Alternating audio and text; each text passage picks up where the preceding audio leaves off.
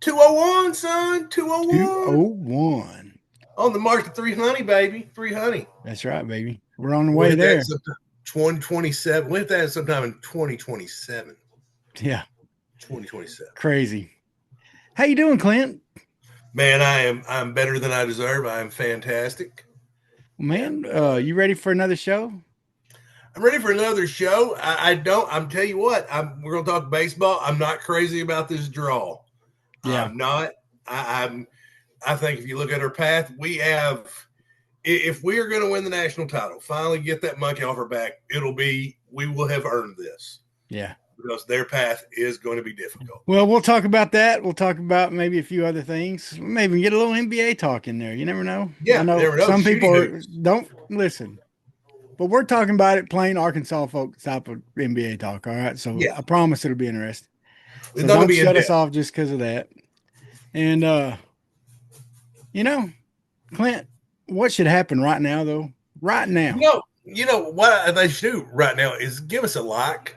Like just a thumbs up. I like likes. I don't like giving the thumbs up as returning the text message, but the thumbs up. Yeah. And then give it, subscribe while you're at it. Subscribe, yeah. It could be fun. Yeah. Subscribing. And then share this. Share it with your friends, your family, your enemies, your kids. All of them. Your mom and them. The entire family. Your auntie Boo Boo, your mom and them. Come on. Uncle Jebediah. Let them know. Let them know. Share. So, folks, we're here for 201. We're ready for it. We're excited. Let's do this. You ready, Clint? I'm ready. Let's go. We need a little music to fire us up. Come on, Sean Michelle, do it for us. 1, 2, 3, 4. You've ever seen a lame man walk? Ever heard a dumb man talk? Never seen a blind man see? I promise you will change his name. You ever seen a cancer dead? Ever seen all the poor get fed? Ever seen a prisoner set free? I promise you will change his name.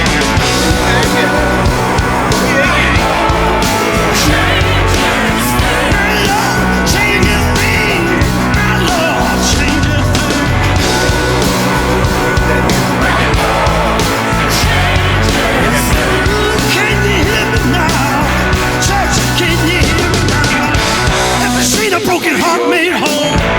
Ever seen an orphan find a home? Ever seen a weak find the strength? I promise you will change his name. Ever seen the sick get healed? Ever seen a mystery revealed? Ever seen a death man raised? What's up, everybody? It's time. It's the Slop House time, baby. The Hawg Slop podcast brought to you, as always, with your best friends. And my best friend, Clint, Big C, Clark. How you doing, buddy? Man, I'm fantastic, man. I really am, man. Life is good. Life is good. This chair is not moving very good. It looks you're like kind of wiggling around a little bit. Violently rocking. Well, I don't. My old house, when I was in Greenbrier before I moved, it had stained concrete floors. So I just shot across the room. Yeah. I can move, and now I've got one of those, like, it's a pad, but it's on carpet, and so you got to move, and I'm like, I get fidgety. Yeah. And it's you know what? Not a good time. Not a good time. 0 out of 10. Do not recommend. Yeah, well. Well, how are things in parts unknown? I'm just going to start saying you're in parts unknown. Like parts unknown. Victoria, Texas, which seems like parts unknown. Man, things are good. I like it. The beach has been fun, and all that. And just it's weird learning a new place. I'm actually going to go to Austin this weekend. I'm going to take the kids. I think we're going to go do a VR place and go do something. But we're going to eat a sandwich shop that I saw on the Taste of Texas Eats. So we'll keep Austin weird for us. Yeah, it's called Boys Sub Shop. I got a question for you. Yeah. If you were still living in Greenbrier, okay, and you heard about the Devil of the Ozarks, are you familiar with this story? Yeah, I'm familiar with it. Yeah. Okay. Have you watched the documentary on him? No, I haven't watched the documentary, but I know what you're talking about. It's on Amazon Prime. It's free on Amazon Prime. But anyway, this man who's a former police chief who's is now loose, broke out of prison, snuck out with a kind of a fake like an officer outfit or something, just walked out, and he's been cited around the Greenbrier, around Cattern, not far from Republican Road. Yeah. And even there has been a report that he was actually south of Conway coming out of a drain pipe there, but I don't think that was confirmed. But I think they were pretty good about the one, pretty sure. But anyway, the payment for the reward for helping find him is up to 25 G's, Clint. Yeah, that's not worth dying. Would you put a posse together and go out? No, that ain't worth dying for. I'm just gonna be honest with you. I'd call in a tip. Yeah, but I ain't gonna go. Like if I see him, I'm gonna be like, "Hey, he's over here. He's at the wagon wheel." Waited on by Trish Nelson. I wouldn't. I would call him in. I'd call that in. Hey, I think he's at the Huddle House. Oh, sorry. Let's do wagon wheel. He just ordered a hubcap burger. He's gonna be there. I gave Trish a wink. They're gonna slow cook the burger. You got that's right, and that's a big burger. He'll be here a while. He must be hungry. He's gonna. But yeah, I'd call it a tip. But I ain't gonna go round him up. I ain't gonna. Now I'm gonna be honest with you, Clint. I would at least start driving around some of the back roads around, and just to, if I had some free time, yeah, I would just drive around a little bit just to kind of see. I'd stay in my truck, but right. If I heard where he could be, I'd probably do a little driving around just for funsies. But I wouldn't, but that's fine. So I got a little cowboy in me. I got a little, I was raised. I know you do. You're a far braver person than I am. Yeah, I'd at least. But like I said, I probably wouldn't get out of my truck or nothing. I'd be just do a little Sunday drive or something like that. Just kind of cruise around, see what I can see. But yeah, I saw some of the folks, from Greenbrier. Someone put on there. I forget who it was, but they put, "Is anyone else thinking that this reward might help pay off some bills?" So anyway, but man, if y'all hadn't watched that documentary on him, he's a bad dude. Yeah, he's a bad person. No, I'm pretty sure I have watched that actually. Yeah, I have. Yeah, he was. Just kind of a quick story. I mean, he killed a guy, and then because his DNA got put in the system after he killed this guy, and there's a guy that he just disagreed with about something. Just pulled up beside him, shot him. Yeah, he got busted for that rape in Rogers, right? Yeah, and then years, like 20, almost 20, I don't forget how many years it was, but a long time before that, he had raped a teacher at a school. Yeah. It was on a Sunday, and she was in doing some work while there was a church having a church service in the cafeteria, and she was just in her classroom doing some work, and he snuck in and raped her, and they connected his DNA got in the system then, and so they were able to put both of them on him. So he had 80 years. But anyway, enough about that. Hey man, the Hogs hosted the regional, brought in Kansas, Crichton, right, North Dakota State, and the Hogs did exactly what they should have done. Yeah, I mean, Kansas was the 2 seed. We didn't face them at all. You got North Dakota State, and a lot of people were upset that we didn't feel like we put our foot on their throat. A lot of people were thinking like, oh, this should have been one of those 21-1 games where, we pitched all the midweek guys, and they were upset that we used Parker Coyle. But they did enough to get out in front of that where, it really never felt like the game was in doubt. Like, at no point this weekend were we felt like we were in danger of losing a game. Yeah. I mean, it just never was. Even when Gage Wood gave up that 3-run home run, you're like, that was a seeing eye single, and he just made a mistake. It's like he made a couple little mistakes, and other than that, he was in command. Gackle was in command. Root looked phenomenal. Yeah. Jimenez looked a little shaky. Yeah. A little shaky. If that was that would be your one criticism, was he looked a little shaky. And and it's a toss up whether you start him or Battle Cheese, and they ended up going with Jimenez. I think you could start Battle Cheese in that situation. Also in another game. So, but yeah, and I'd gotten a little inside information, or not really inside information. Talking to my buddy Mike Floyd, friend of the program, and he lives in Birmingham, and it's a long way to tell the story, but Michael Turner, another friend of the program, former Razorback catcher, is in AA ball in Birmingham. So Mike sees Turner all the time, talks to him every week. And Turner had told him, said, watch out for Creighton. He said he thought they were better in Kansas, which turned out to be true. And you're right. We did what we should do against them. Is Gage Wood? Creighton was the Big East champ. They were no slouch. No, they were a legit 3 seed. Yeah, but isn't Gage Wood so fun to watch pitch? He is fun to watch pitch. He is fun. Man, he is. I didn't realize he was that high on draft boards. He's a first rounder. Well, he's got good stuff. I think he's got to be careful. His emotions have to be in the right place. He's obviously an emotional pitcher, and so he's obviously he gets out there. He obviously gets into it, and if his emotions are, I think his emotions can, and at times this year, they kind of get the best of him, and that's when he struggled a little bit. But normally he's good to go, and that emotion fires him up and makes him pitch better. And he's just got some electric stuff, man. Yeah. He really does. No, he does. You got to feel good about our pitching and where we are.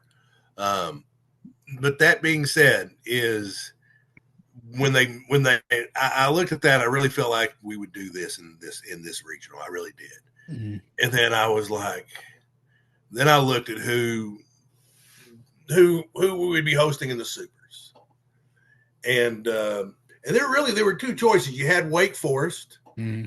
Who at one time was ranked I think number 11, and they were preseason 14. Yeah. And so they were a legit high 2 seed because Tennessee was 14. Yeah. And then Tennessee's your defending national champion. They did a list on ESPN, an article, and they listed the most MLB talent on teams. And the number 1 team with the most MLB talent was Tennessee, and Arkansas was 2. Yeah. So this is your heavyweight match in the Supers. This is your prime time. This is your ESPN prime time game. Like if game day was going to be at one of these games, one of these series, there's no doubt they would be at Arkansas, Tennessee. And that's what's interesting about the schedule though, Clint, is that they're playing mid-afternoon games. They're playing like 3 and 4 in the afternoon instead of playing you'd think they would have them in prime time, playing the night games. Yeah. I think like 4:00 on Saturday. I think so. Yeah. Like 4 and 3, I think, is the 2 times or something like that. And then, but yeah, so it's, but we got the Tennessee team coming in. This is a Tennessee team that, to be honest with you, we love to hate for a couple of reasons. But one of the main reasons is they like to talk smack. Yeah. They like to be in your face. They like to play with, and especially since they've struggled this year, seems like they're even worse, where they try to get into your emotions to get the other team to mess up. Which one thing we got going for us is their catcher was arguing balls and strikes a little too much in the regional and got kicked out of the game. So he's not going to be playing in the first game. So at least we're not going to have to deal with his mouth behind the plate because he's a pain in the butt, to be nice.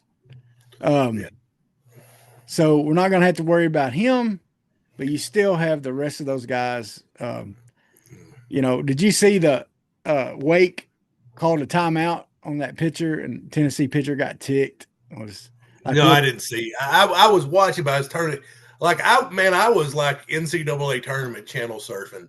Yeah.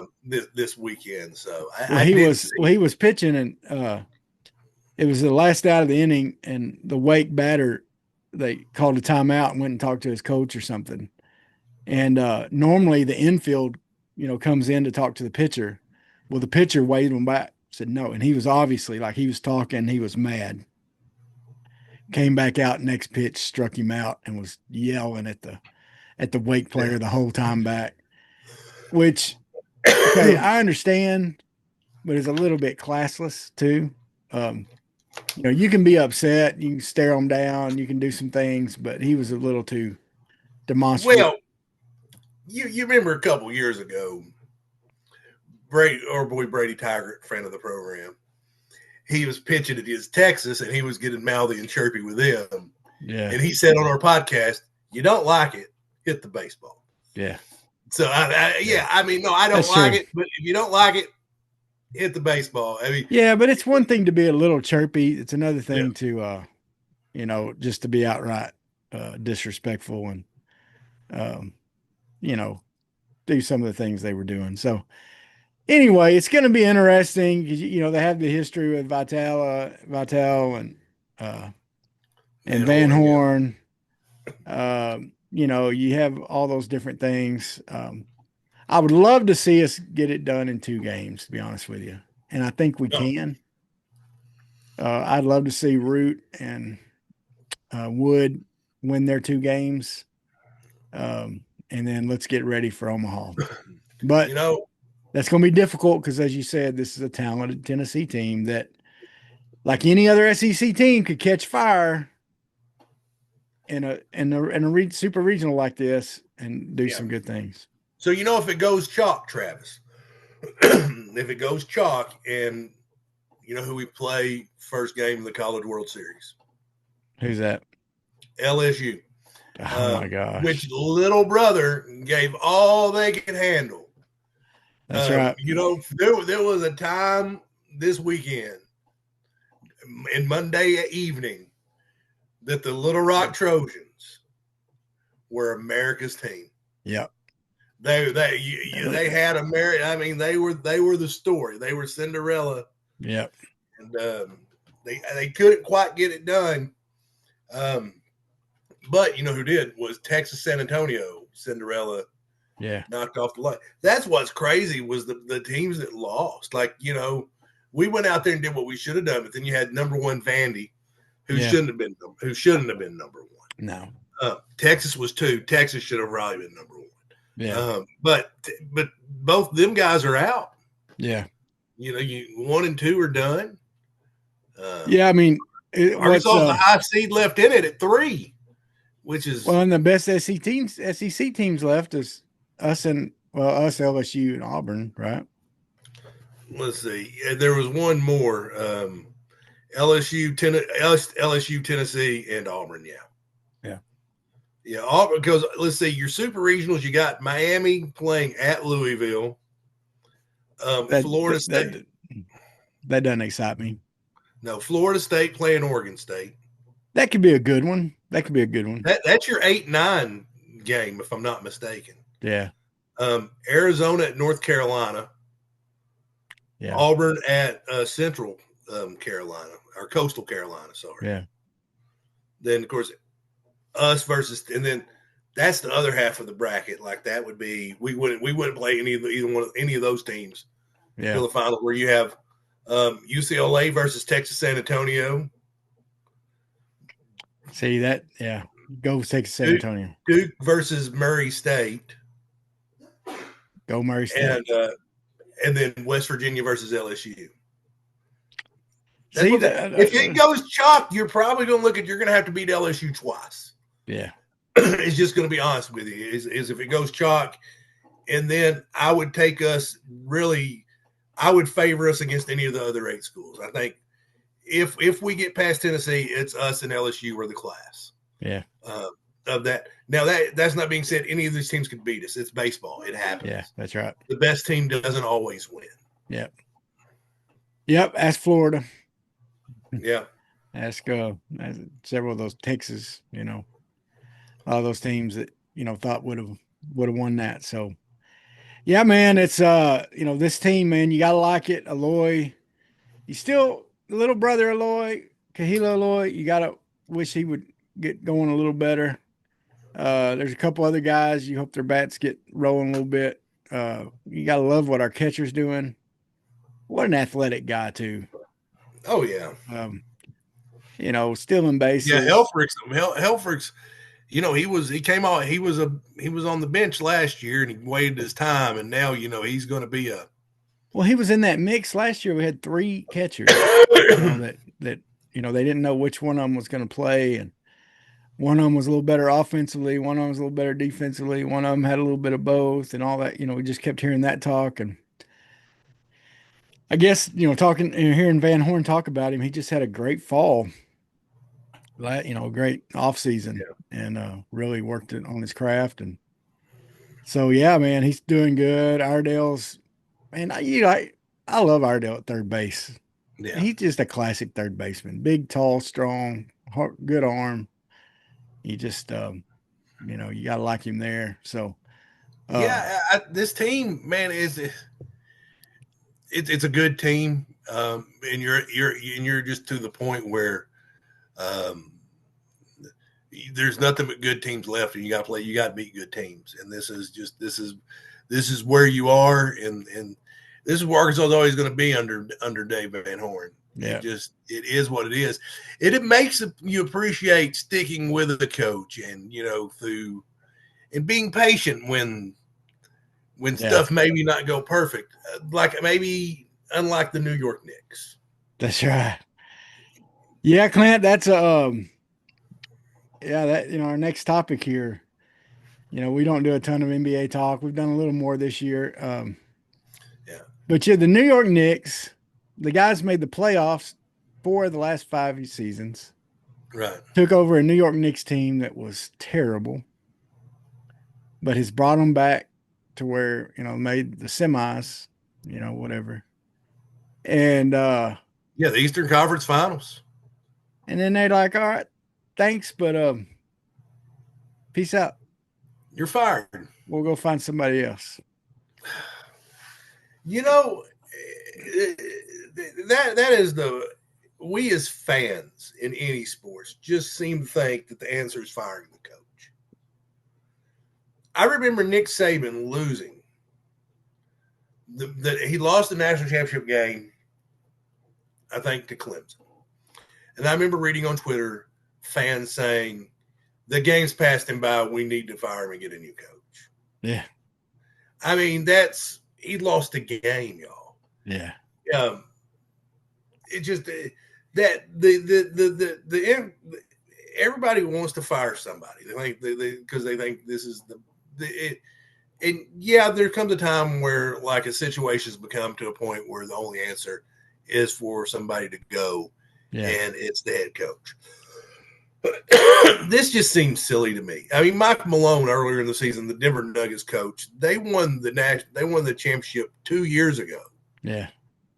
And where I believe they were in the playoffs last year. We're like the 4 seed this year. Yeah. Had him at the 4 seed, and they bring him in 4 games of the season and fire him. Yeah. Like it had a lot of injuries and stuff too. Yeah.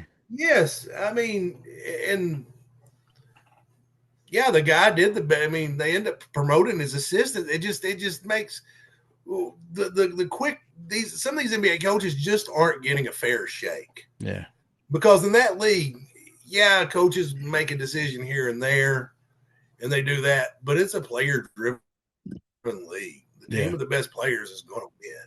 Yeah, more often than not. But what do you got to say, Travis? I'm sorry, I've been rambling. No, I agree with you, man. It's terrible.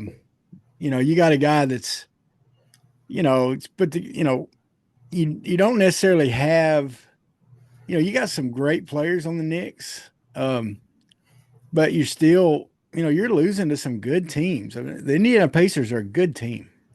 It wasn't like he lost in a huge upset. You know what I mean? They wasn't like they went out there and laid an egg against some team just led by one star player or something like that. I mean, it's not the LeBron's first playoff run with the Cavs when, he beat a lot of teams with a bunch of scrubs and just LeBron. I mean, I can see of course it was LeBron James, but I can see a coach getting fired over that. Hey, you should have figured out a way to stop one guy in that situation.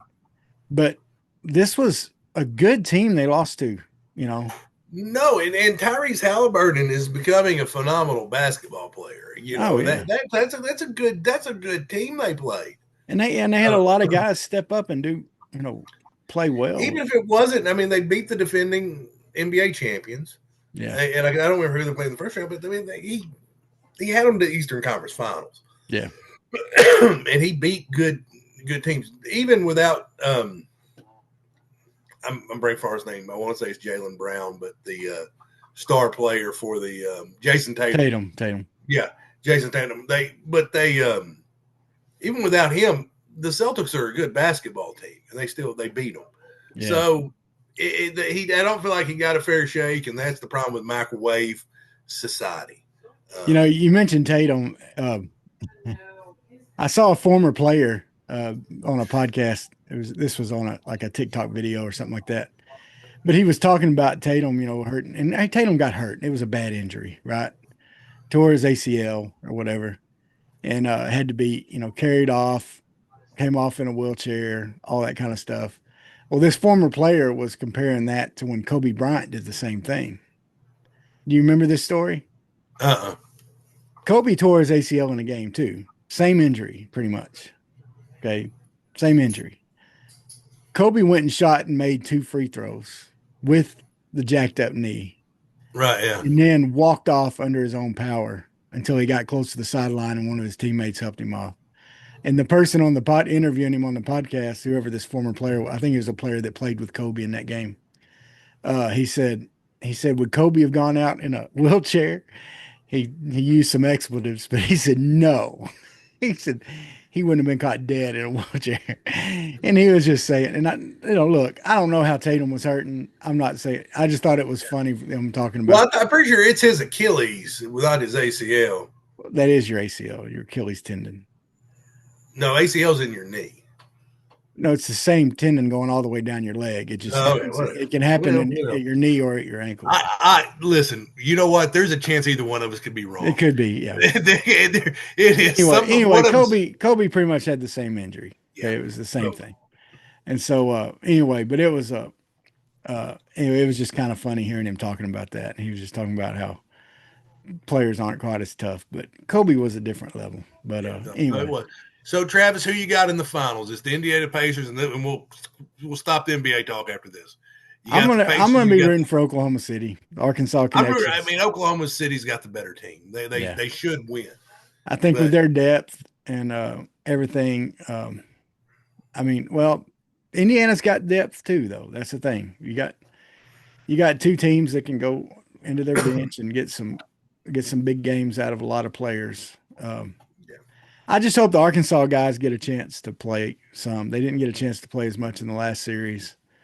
I'm hoping they get a chance to play a little more in this series. Yeah. So, who do you got? Well, I have Oklahoma City. I think they're the better team. Yeah. And it seems like they either play Jay Will or they play Isaiah Joe. They're going to play one of the Arkansas guys, and then the other one's not really going to get in much. Yeah. So they got to keep the Arkansas fans driving over to Oklahoma City. There you go. Bit. So Travis, you took my advice on something I heard. You've been watching some Please Don't Destroy. Yeah, I watched a few of them. Yeah. Watched a few. I know you haven't done like the deep dive. No, I haven't done that like I have. So I watched like the making of their movie that they did on Peacock, and Judd Apatow produced the movie, and he's talked about how they remind him of him and Sandler and Martin Hurley back in the days. That remind him of them, how them three were. Yeah. So, have you seen the trailer? No, I haven't watched it.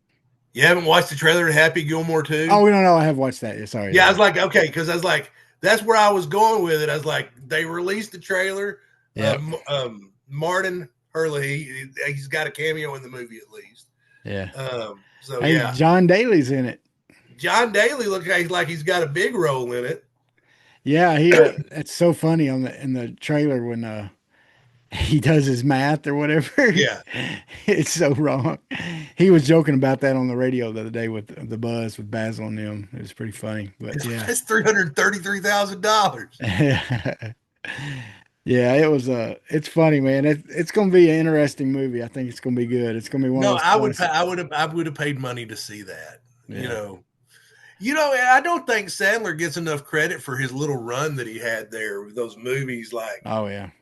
the way he shot out with Billy Madison, Yeah. then Happy Gilmore, Yeah. then The Water Boy, Yeah. and then he those was three right there, is a career. yeah. And then he's Right. added Grown Ups, he's added Click, he's added heck, man. Hustle to me is one of Yeah, the best Hustle was great. Yeah, that was best great. movies in a long time. Yeah. The one he did, what was it? About he was a jeweler. Yeah, I've watched bits of that one. I Serious haven't character. watched it. It's Yeah. a good movie, man, and his acting's really good in it. Like it's a serious role, and it's a really good movie. And then there's lots of them. The one, what's the one with him and Seth Rogen, where he's the comedian and Seth Rogen's writing for him or whatever? Funny people. Funny people. That's a good one too. Well, see, you didn't when you found out. I remember when I found out when Sandler was going to be in an Apatow movie. I was like, really? He's going to be?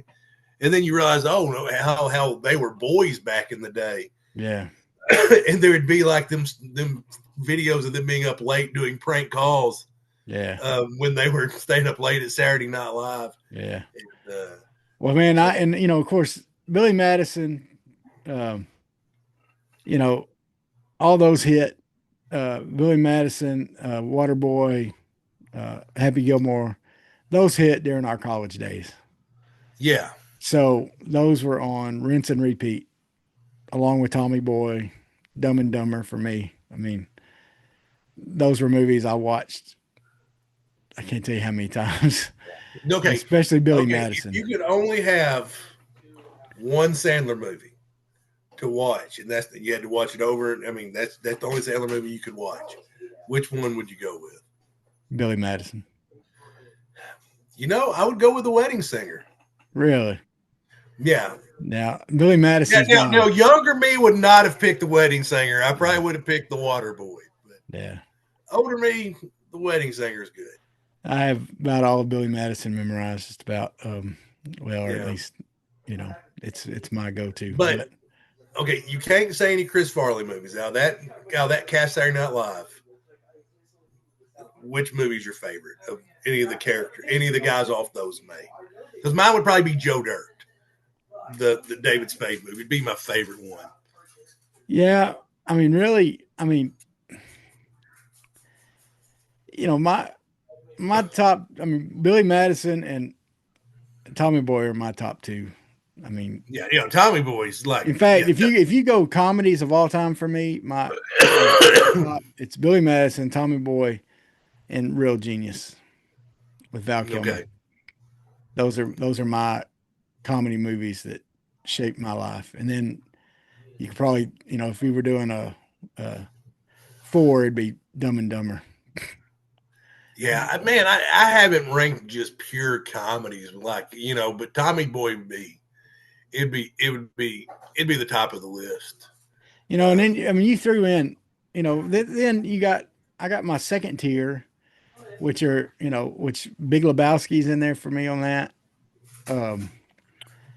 There's some others like that kind of that second tier of See, and I'm more of a Will Ferrell fan than like yeah. Old school's like probably number 2.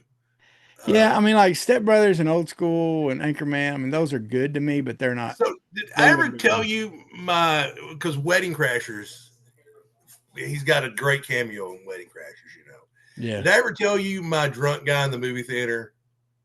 Wedding Crashers. So I'm working in the movie theater, back in the day, and I was exhausted, but I hadn't. But anyway, that's neither here nor there. I keep having people come out like there's the drunk guy in Wedding Crashers.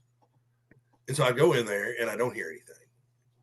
And this is happening the entire movie, but if I don't hear, I can't just go kick someone out. Yeah. And I'm going in there every like 10, 15 minutes checking on it. Suddenly, I go in there and it's that scene where Will Ferrell's like, Ma, meatloaf. And I hear somebody go, meatloaf. Like real loud. Yeah. And I was like, okay, so I'll go up there and I'm like, hey, sir, come on, you got to go. And the guy looked at me and was like, nice. So I had to go get a cop to help me carry him out. And I got a standing ovation as we took him out. Nice. Yeah. Brother had a bottle of gin underneath his seat. Oh, wow. But, I had to give the entire auditorium passes to come back, but it was an interesting experience. I bet. Well, folks, that's it for 201. Let's root those hogs on in the super regional, baby. Let's get to Omaha, man. Hopefully we're talking about being the Omahags next week on 202. We're either going to be talking about that or we're going to be talking about woulda, shoulda, coulda. That's right. And we don't want to woulda, shoulda, coulda this early. Nope. So we don't want to at all. We want to be, celebrating. So, folks, thanks for watching, listening, all that good stuff. Like, share, subscribe. Clint, man, have a great week, dude. Don't work too hard down there in parts unknown. Definitely won't do that, brother. All right. Take care, folks. Have a great week. Hog slopping. Sweat, work, filthy, dirt, harvest, hurt, kingdom come. Sweat, work, filthy, dirt, harvest, hurt, kingdom come. Listen, that's why I sweat when I work. My hands get filthy down in this dirt. Won't see no harvest till I hurt. Crying your kingdom come. Listen, I wake up in the morning, I bow my head to pray. Mama told me if I don't, ain't nothing gonna change. These prayers breaking up hard ground so I can sow the seed. Ain't afraid of no aches and pain. Lord knows I gotta follow his lead. That's why I sweat when I work. My hands get filthy down in this dirt. Won't see no harvest till I hurt. Crying your kingdom come. Oh, I sweat when I work. My hands get filthy